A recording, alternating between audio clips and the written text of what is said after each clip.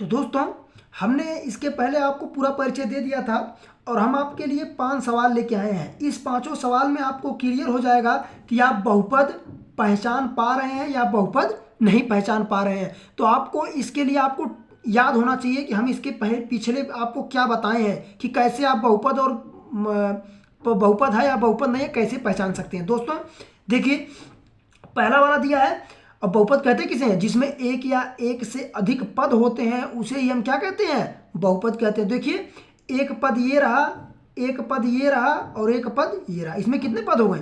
3 पद, अर्थात ये हमारा बहुपद है। बात समझ आ रही है?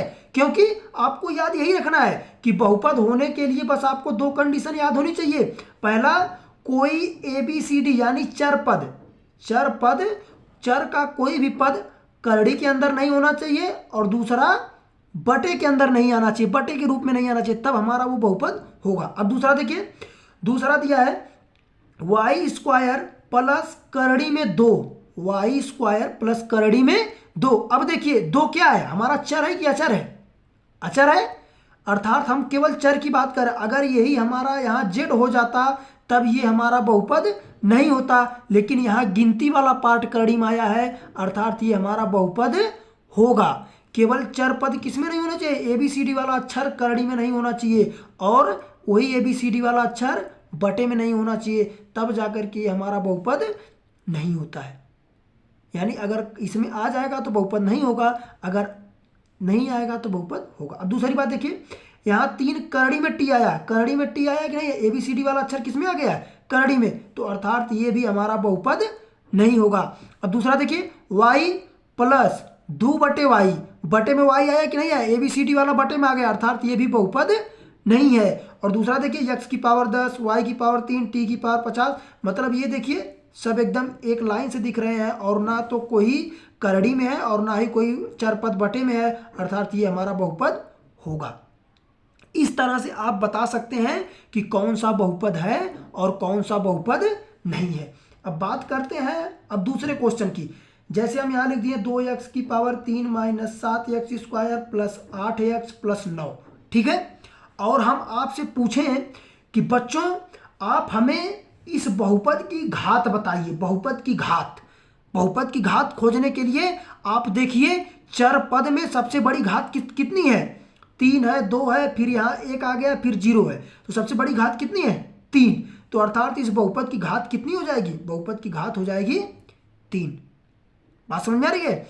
अगर हम कह दें कि अच्छा बच्चों हमको ये बताइए कि इसमें इस बहुपद में x² का गुणांक कितना है, तो x² का गुणांक कितना है? 7, लेकिन इसके आगे क्या लगा है? माइनस, तो इसका गुणांक कितना हो जाएगा? -7। अगर हम पूछे x का गुणांक बताइए तो x का गुणांक कितना हो जाएगा? +8। अगर पूछे x³ का गुणांक, x की पावर 3 का गुणांक कितना है, तो कहेंगे आप 2। क्योंकि जानते हैं प्लस की साइन इसके सामने होती है लेकिन लिखा नहीं जाता है, आप प्लस वाली साइन को हटा भी सकते हैं। बात समझ आ रही है? आप इस तरीके से बता सकते हैं कि बहुपद है या बहुपद नहीं है, घात बता सकते हैं और गुणांक बता सकते हैं। और हम नेक्स्ट टॉपिक पर मिलते हैं, तो उसके लिए आपको मैं कुछ सवाल दे देता हूं, आप इस सवाल को नोट कर लीजिएगा और इसमें आपको अगर कोई दिक्कत होगी तो हमसे ज़रूर पूछिएगा। आपको बताना है इसमें कि कौन बहुपद है और बहुपद नहीं है, आपको ये हमको बताना है इस सवाल में, ठीक है। जैसे हम लिख दिए 3x² प्लस 8 करड़ी में x प्लस 7। दूसरा लिख दिए 3y² प्लस 8 करड़ी में y² 8 करड़ी में y² प्लस 9। तीसरा लिख दिए y बटे x प्लस 8। चौथा लिख दिए सवाल हम 3x की पावर 8 प्लस 7x की पावर 9 प्लस 6x की पावर 3 माइनस करड़ी में x। पांचवा सवाल है 2x² प्लस 8x प्लस 7।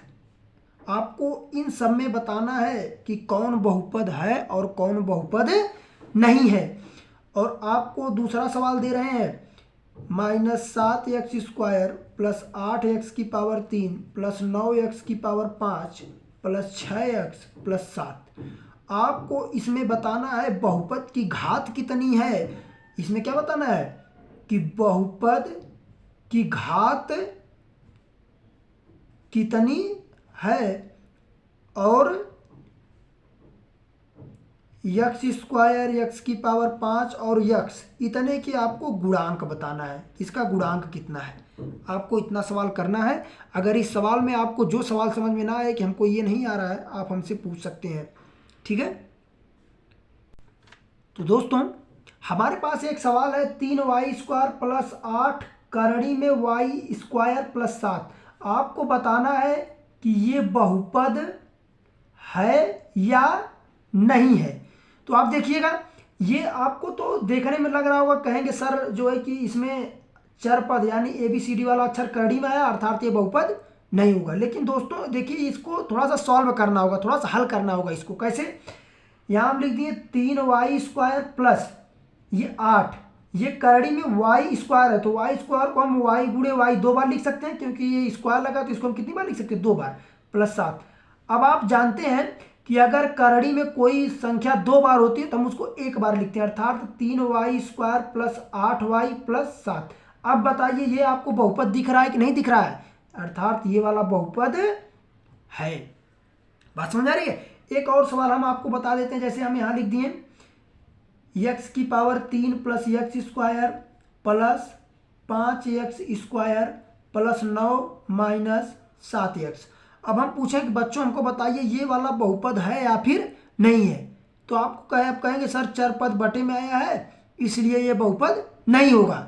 लेकिन दोस्तों ये है, इसको हम थोड़ा सॉल्व करते। देखिए यक्स की पावर 3 लिखा तो हम यक्स को लिख सकते हैं 1 2 3 बार लिख सकते हैं, और यक्स की पावर 2 1 बार और 2 बार, फिर प्लस है तो प्लस 5x² प्लस 9 माइनस 7। अब देखिए 1 बार 2 बार, ये दोनों से दोनों कट गए, बचा कितना, 1 बार बचा, और बाकी सब ऐसे उतार लेते हैं। अब देखिए ये एक सरल रूप में बन गया कि नहीं बन गया, अर्थात ये भी हमारा बहुपद है।